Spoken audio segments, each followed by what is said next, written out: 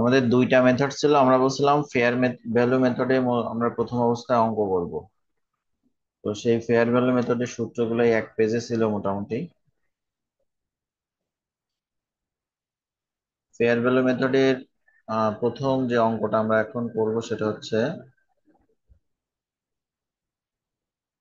এই নোট দুটো মুখস্থ করছেন?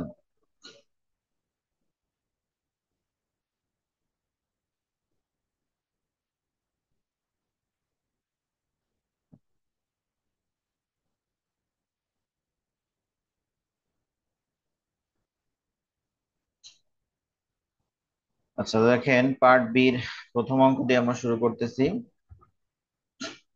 জানুয়ারি 1, 2017, Abida and Ujjwal company purchase bond at the rate of 12% having a maturity of taka 5 lakh.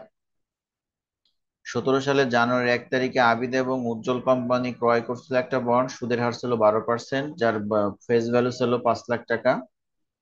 Maturity period is 5 ইয়ার এবং 5 বছর মেয়াদ ছিল। Were interest receivable December 31 of each year, যেখানে প্রতি বছরে December 31 তারিখে সুদটা গ্রহণ করা হবে। The bonds are held to maturity, bond ছিল হেল্ড টু ম্যাচুরিটি। আমাদের প্রথম অবস্থায় আমরা বলছিলাম লং টার্ম ইনভেস্টমেন্ট 4 প্রকার: held to maturity, available for sale security, trading security আর মার্কেটেবল সিকিউরিটি। তো সেক্ষেত্রে আমাদের এখানে আইডেন্টিফাই করে দিছে যে এটা হচ্ছে আমাদের হেল্ড টু ম্যাচুরিটির বন্ড। রিকোয়ারমেন্টে বলছে prepare the journal entries at the date of the bond purchase, জাবেদা দেখান কোন তারিখে, যে তারিখে বন্ডটা ক্রয় করা হয়েছে। 2 নম্বরে prepare the journal entries to record the interest receive for 2017, জাবেদা দেখান যেটা আমাদের ইন্টারেস্ট রিসিভ 2017 সালে। 3 নম্বরে হচ্ছে prepare the journal entries to record interest receive 2018, 2017 এবং 2018 সালে সুদ আমরা গ্রহণ করব, তার জন্য জাবেদা দেখাইতে বলছে। এবার আসেন, প্রথম কথা হচ্ছে আমাকে ইস্যুর জাবেদা দিতে বলছে prepare the journal entry at the date of the bond purchase, sorry যে তারিখে ক্রয় করছি। এখন প্রথম প্রশ্ন হচ্ছে এইটা আমাদের কি ধরনের বন্ড, এটা সমহার বন্ড নাকি অধিহার নাকি অবহার, এটুকু আমাকে আগে আইডেন্টিফাই করতে হবে। হিসাব বলেন এটা কি বন্ড? তার সমাহার। হ্যাঁ, এটা হচ্ছে সমহার বন্ড, কিন্তু কারণ এখানে কিন্তু আমাদের কোনো নাই, একটাই ভ্যালু দেওয়া আছে। তাহলে হ্যাঁ, সেক্ষেত্রে আমাদের কোনো বন্ড ক্রয় করলে স্বাভাবিকভাবে বন্ডটা ডেবিট হয় আর ক্যাশ ক্রেডিট হয়। তো এখানে দেখেন আমাদের যে বন্ড সেটার নাম আছে হেল্ড টু ম্যাচুরিটি, হচ্ছে এটা বন্ডের নাম। তো এটা ডেবিট আর ক্যাশ ক্রেডিট 5 লাখ। দেখেন জাবেদাগুলোতে আছে 7 সাল জানুয়ারি 1 দিয়ে held to maturity security debit cash credit 5 lakh. 2 নম্বরের জন্য আমাকে সুদ রিসিভ করছি, তার জন্য জাবেদা দিতে বলছে। আমাদের নিয়মে লেখা ছিল যদি কোনো সুদ বা ডিভিডেন্ড আমরা গ্রহণ করি, ক্যাশ ডেবিট সেই নাম রেভিনিউটা আর কি ক্রেডিট হয়। তো আমরা যেহেতু সুদ পাইছি, cash debit interest revenue credit. সুদ কাটবো আমরা, ফেস ভ্যালু ছিল 5 লাখ, এর উপর 12% কাটলে 60,000 টাকা। এটা হচ্ছে 17 সাল গেল। আর 3 নম্বর হচ্ছে আবার একই কথা বলেছে 18 সালে জাবেদা করতে। তো আমরা যেহেতু আপনি যেহেতু বলেছেন এটা সমহার বন্ড, আর সমহার বন্ড মানে প্রত্যেক বছর হচ্ছে আমাদের ইন্টারেস্টটা কি হয়, সমান হয়। আমরা যেমন ডেপ্রিসিয়েশনের অধ্যায়ে বলছিলাম যে স্ট্রেট লাইন মেথড সরলরৈখিক পদ্ধতিতে প্রতি বছর আমাদের অবচয়টা সমান হয়। তো এখানেও আমাদের যদি সমহার বন্ড হয়, প্রতি বছরে তার সুদের পরিমাণটাও কি হয়, সমান হয়। ঠিক সমান আছে, হবে। তাই 17 হ্যাঁ। সালেও যা 18 সালেও তাই। বুঝা গেছে একটু? জি স্যার।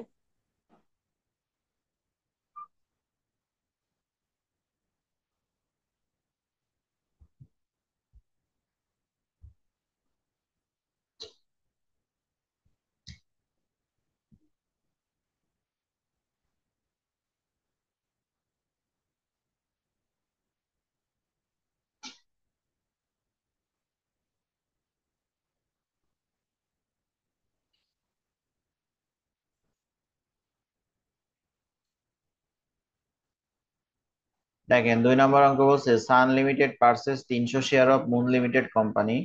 সান লিমিটেড 300 শেয়ার ক্রয় করছে মুন লিমিটেডের নিকট থেকে as an available for sales investment. দেখেন এখানে যে আমাদের ইনভেস্টমেন্টের নাম দেওয়া আছে, অ্যাভেলেবেল ফর সেলস ইনভেস্টমেন্ট। কয় টাকা দিয়ে কিনেছে? 9,900 টাকা দিয়ে। তাহলে 300 শেয়ার কিনেছে, সেই ইনভেস্টমেন্ট ক্রয় করছে, সেই ইনভেস্টমেন্টের নাম হচ্ছে অ্যাভেলেবেল ফর সেলস। কত টাকা দিয়ে কিনেছে? 9,900 টাকা দিয়ে। During the year moon limited paid A cash dividend of টাকা 3 টাকা 25 পয়সা পার শেয়ার। ওই বছরে মুন লিমিটেড 3 টাকা 25 পয়সা হারে লভ্যাংশ গ্রহণ করছে, পেইড করছে মানে পরিশোধ করছে। মানে সান লিমিটেড মুন লিমিটেড এর যাবতীয় শেয়ার ক্রয় করে নিছে। তাহলে মুন লিমিটেড সান লিমিটেড কে শেয়ার প্রতি লভ্যাংশ দেবে হচ্ছে, নগদ লভ্যাংশ দেবে 3 টাকা 25 পয়সা হারে। আচ্ছা, এবার বলছে অ্যাট ইয়ার এন্ড, বছর শেষে moon limited stock was selling for taka 34 টাকা 50 পয়সা পার share.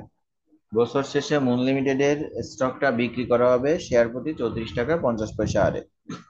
Prepare Sun limited journal entries to record. Sun limited এর বইতে যাবে, দেখেন কি কি রেকর্ড করতে বলছে। The purchase of the investment. হ্যাঁ তিশা আপু, শুনতে পাচ্ছেন কথা? হ্যালো?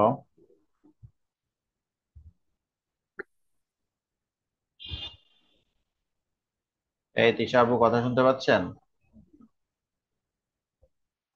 জি স্যার, এখন শুনতে পাচ্ছি। এবার কি স্ক্রিন শেয়ার আছে? স্ক্রিনে কিছু দেখতে পাচ্ছেন নাকি কিছু দেখতে পাচ্ছেন না? না স্যার, এখন দেখতে পাচ্ছি না। লাইন কেটে গেছিল। ও।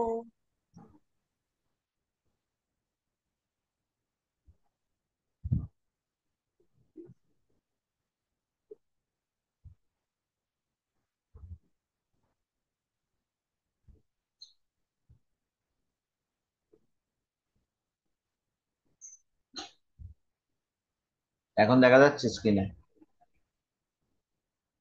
জি স্যার, দেখা যাচ্ছে।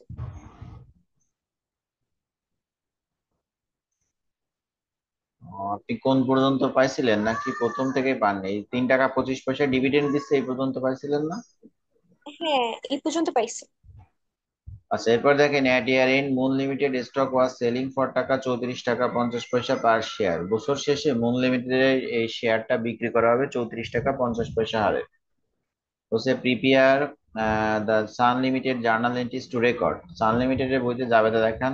রেকর্ড, রেকর্ড করতে কি কি রেকর্ড করবেন? Purchase of investment, dividend receive আর ফেয়ার ভ্যালু অ্যাডজাস্টমেন্ট। ইনভেস্টমেন্ট ক্রয় করলে তো অ্যাজ ইউজুয়াল আমরা জানি ইনভেস্টমেন্ট ডেবিট ক্যাশ ক্রেডিট, তাহলে available for sale security debit আর ক্যাশ ক্রেডিট। এরপর আমরা সুদের পরিবর্তে ডিভিডেন্ড পাইছি, তাহলে cash debit dividend revenue credit. আগের অঙ্কে আমরা ইন্টারেস্ট পাইছিলাম, তাই cash debit interest revenue credit করছিলাম। কিন্তু এখন আমরা কি পাইছি? লভ্যাংশ পাইছি, ডিভিডেন্ড ডিভিডেন্ড। পাইছি। তাই dividend revenue credit. 300 share, share প্রতি 3 টাকা 25 পয়সা, লভ্যাংশ 975 টাকা। এবার আসেন, বলছে ফেয়ার ভ্যালু অ্যাডজাস্টমেন্ট, ন্যায্য মূল্য সমন্বয়। দেখেন আমি দুটা কথা বলছিলাম নিয়মের ক্ষেত্রে, যে আমাদের দুইটা জায়গায় লাভ অথবা লসের আছে, আমাদের কাহিনী হয় এই চ্যাপ্টারে। সেটা হচ্ছে, একটা হচ্ছে সিকিউরিটি যদি আমি বিক্রি করি, আর একটা যদি সিকিউরিটির বাজার মূল্য দেওয়া থাকে। তো এখানে আমাদের দেখেন বাজার মূল্য দেওয়া আছে 33 টাকা 50 পয়সা, তো সে আমাকে ফেয়ার ভ্যালু অ্যাডজাস্টমেন্ট ন্যায্য মূল্য সমন্বয় করতে বলছে। সে মূল্য সমন্বয় করে আমাদের লাভ হতে পারে অথবা লস হতে পারে। তো এই লাভ লসটা হচ্ছে ন্যায্য মূল্যের সমন্বয়ের জন্য দেওয়া আছে, লাভ লস। কিন্তু এটা বিক্রি করিনি আমরা, বিক্রয় মূল্য এখানে বলিনি যে এত টাকায় বিক্রি করছে, যেটা মার্কেট প্রাইস দেওয়া আছে আর কি। তো এই ক্ষেত্রে আমাদের অ্যাডজাস্টমেন্ট, ফেয়ার ভ্যালু অ্যাডজাস্টমেন্টের জন্য যে জাবেদা ছিল লাভ লসের, সেইটা আমাকে আগে আইডেন্টিফাই করতে হবে যে লাভ হয়েছে নাকি লস হয়েছে। আমার কথা বুঝছেন? জি স্যার। ফেয়ার ভ্যালু অ্যাডজাস্টমেন্টের জন্য যে আইটেমটা ছিল সেইটা অনুযায়ী লাভ হয়েছে নাকি লস হয়েছে। তো এখানে দেখেন আমার এখন বাজার মূল্য 34 টাকা 50 পয়সা, আমার শেয়ার ছিল 300 শেয়ার। 300 শেয়ারে আপনি 34 টাকা 50 পয়সা দিয়ে গুণ দেন, তাহলে কত হয় দেখেন। 300 শেয়ার গুণ 300 গুণ 34 টাকা 50 পয়সা। ক্যালকুলেটর আছে কাছে? জি স্যার। করেন। 10,350। 10,350 টাকায় বিক্রয় মূল্য, আপনার কেনা ছিল দেখেন 9,900 টাকায়, তাহলে আপনার এখন কি লাভ হয়েছে বাজার মূল্য অনুযায়ী? লাভ। হ্যাঁ, তাহলে এটা আমরা হ্যাঁ। বাজার মূল্য সমন্বয়ে যে লাভ সেই জাবেদা দেবো। তো দেখবেন বাজার মূল্য সমন্বয়ে লাভ ছিল এটা security fair value adjustment debit unrealised holding gain or loss credit. বলছিলাম এগুলো মুখস্থ করতে হবে, ঠিক আছে? তো আচ্ছা দেখেন স্যার। আমাদের লাভ হচ্ছে বিক্রয় মূল্য মাইনাস ক্রয় মূল্য, 450 টাকা লাভ। ঠিক জি আছে। স্যার, বুঝতে পারছি। জি স্যার।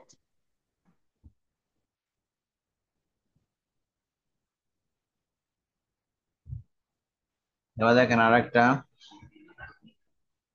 একই ধরনের এন্ট্রি, একই ধরনের একটা অঙ্ক। Star and Sweat Corporation purchase for টাকা 22,500 অ্যাজ এ ট্রেডিং ইনভেস্টমেন্ট। দেখেন এই যে ট্রেডিং ইনভেস্টমেন্ট বলে দিছে।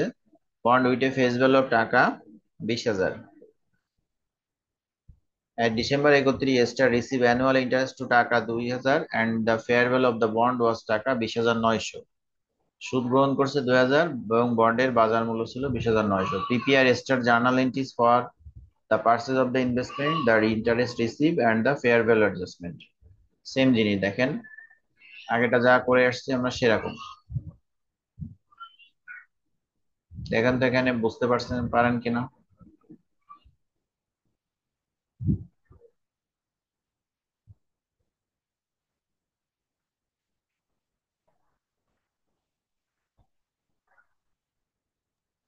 জি স্যার, বুঝতে পারছি।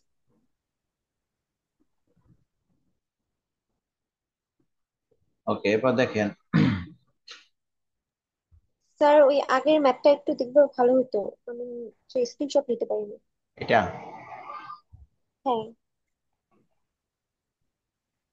জি স্যার, হয়েছে।